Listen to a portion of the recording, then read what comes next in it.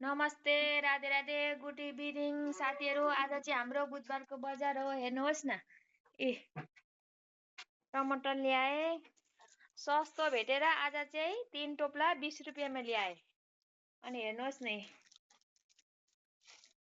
अनि तिल ल्याए, अनि हेर्नुहोस् न, बोगरी ल्याए, आलु ल्याए, हेर्नुहोस् न।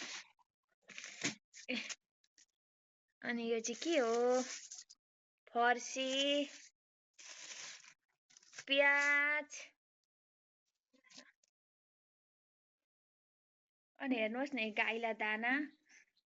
यसो गाईलाई दाना खुवाउनु पर्यो, अनि गाखिर आउँछ, नखुवाइ त आउँदैन।